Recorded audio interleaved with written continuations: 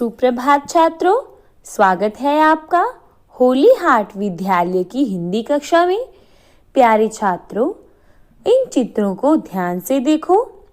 जो चित्र बनाए चित्रकार, जो गाना गाता हो गायक, जो देश की रक्षा करे सैनिक, जो खेती करे किसान।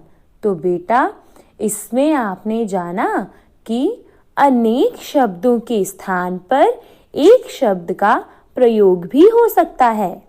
उसे अनेक शब्दों के लिए एक शब्द कहते हैं। अनेक शब्दों के लिए एक शब्द के प्रयोग से भाषा प्रभावशाली और संक्षिप्त हो जाती है। प्रभावशाली मीन्स इम्प्रेसिव, संक्षिप्त मीन्स ब्रीफ हो जाती है। आइए आपकी पुस्तक में दिए पाठ के माध्यम द्वारा समझते हैं। झट से अपनी व्याकरण पुस्तक व्याकरण भारती के पाठ 9 शब्द भंडार में अनेक शब्दों के लिए एक शब्द पेज नंबर 62 खोल लीजिए। अनेक शब्दों के लिए एक शब्द का मतलब है कम शब्दों में कहना, और इसको हम इंग्लिश में वन वर्ड सब्स्टिट्यूशन में कहते हैं। आइए हम चित्रों के माध्यम से समझते हैं। सबसे पहला चित्र देखिए। इसमें क्या है? मगरमच्छ हैं, मछलियां हैं। और बेटा, यह दोनों जीव कहाँ पर रहते हैं? जल में। तो हम जल में रहने वाले जीव को क्या कह सकते हैं? आइए वाक्य पढ़कर जाने। मछली और मगरमच्छ जल में रहने वाले जीव हैं। अगला वाक्य पढ़ते हैं। मछली और मगरमच्छ जलचर हैं। अब आपने देखा, हमने अनेक शब्द जो थे जल में रहने वाले जीव, उनकी जगह पर एक शब्द जलचर का प्रयोग किया। जलचर का अर्थ भी सेम ही है। अगली तस्वीर देखें। हिरन, गाय, कुत्ता, थल। बेटा, थल क्या होता है? धरती, जिसको आप लैंड भी कहते हो, पर रहने वाले जीव हैं। तो बेटा, थल में रहने वाले क्या कहेंगे उनको? आइए पढ़ते हैं। हिरन, गाय और कुत्ता थलचर हैं। पता चला। जो पानी में रहते हैं उनको कहते हैं जलचर, और जो थल मीन्स धरती, धरती पर रहते हैं उनको हम क्या कहेंगे? थलचर। अगला चित्र देखते हैं। कौवा, चील और मैना। तो बेटा बताओ, यह कहाँ रहते हैं? नभ में। नभ मीन्स स्काई, जिसको आप हिंदी में आकाश भी कहते हो ना। तो आकाश में उड़ने वाले पक्षी हैं ये। तो आइए वाक्य को पढ़ते हैं कि आकाश में उड़ने वाले पक्षियों को क्या कहते हैं? कौवा, चील और मैना नभचर हैं। नभ में यानी नभ में आकाश में उड़ने वाले को हम क्या कहेंगे? नभचर। आइए अब इसकी हम परिभाषा के द्वारा समझते हैं। भाषा को सहज, सहज मीन्स इजी, और सुंदर, सुंदर मीन्स ब्यूटीफुल बनाने के लिए अनेक शब्दों के स्थान पर एक शब्द का प्रयोग किया जाता है, या इन्हें वाक्यांश के लिए एक शब्द भी कहा जाता है। आगे हम अनेक शब्दों के लिए एक शब्द पढ़ते हैं। जो जूते बनाते हैं। तो बेटा, जो जूते बनाते हैं उनको हम क्या कहते हैं? मोची। मोची को इंग्लिश में कोबलर भी कहते हो ना आप। अगला है जो सोने चांदी के गहने बनाते हैं। बेटा, गहने क्या होते हैं? इंग्लिश में हम इसे ऑर्नामेंट्स कहेंगे, ठीक है। और जो सोने चांदी के गहने बनाते हैं उनको हम सुनार कहते हैं। सुनार means gold Smith, GOLD, gold, SMITH। अगला है जो लकड़ियां काटता हो। तो ये लकड़ियां काटने वाले को हम क्या कहेंगे? लकड़हारा। इंग्लिश में हम इसको वुड कटर कहेंगे। अगला है जो लोहे का सामान बनाते हैं। तो बेटा जैसे हमने सुनार में किया था ना गोल्ड स्मिथ, वैसे ही लोहे का सामान जो बनाता है उसको हम कहते हैं लोहार, और गोल्ड स्मिथ से ऑपोजिटली यह क्या हो जाएगा, ब्लैक स्मिथ। ठीक है। अगला है जो चित्र बनाते हैं। तो चित्र बनाने वालों को हम क्या कहते हैं, चित्रकार यानी पेंटर। अगला है जो रोगियों का मीन्स बीमारों का इलाज करते हैं, डॉक्टर। बेटा डॉक्टर की स्पेलिंग पढ़ो, ड को आ, ऊपर क्या आएगा, औगत, आधा क टर। ठीक है, जब हमें हल्के औ की आवाज आती है ना तो तब हम ऊपर औगत लगाते हैं, आधा क टर, डॉक्टर। आगे है जो रोगियों की सेवा करते हैं, तो वह कौन होते हैं, नर्स। तो बेटा स के ऊपर कौन सा चिन्ह है, तो हम इसको रेफ कहते हैं। आगे है जो कविता लिखते हैं, तो कविता लिखने वाले को कवि यानी पोइट कहते हैं। जो आलस करते हैं, तो आलसी लोगों को हम क्या कहते हैं, लेजी। ठीक है।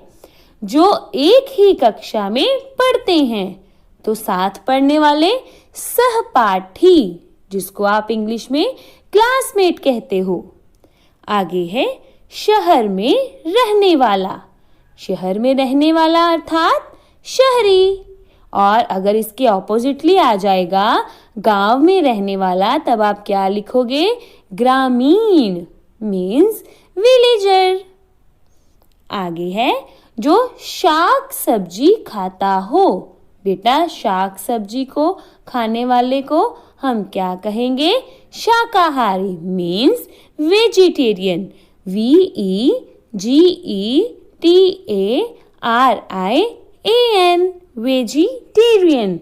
तो इसके ऑपोजिटली अगर हम बात करें जो मांस खाता हो, तो उसको हम क्या कहेंगे, मांसाहारी।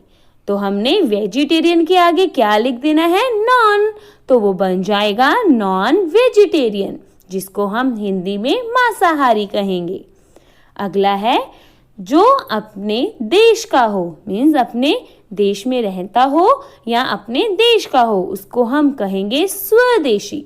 यहाँ पर स हाफ है, स्वदेशी मीन्स नेटिव, NATIVE। अगला है जो दूसरे देश का हो, तो दूसरे देश से आने वाले व्यक्ति को हम क्या कहेंगे, विदेशी मीन्स फॉरेनर, FOREIGNER।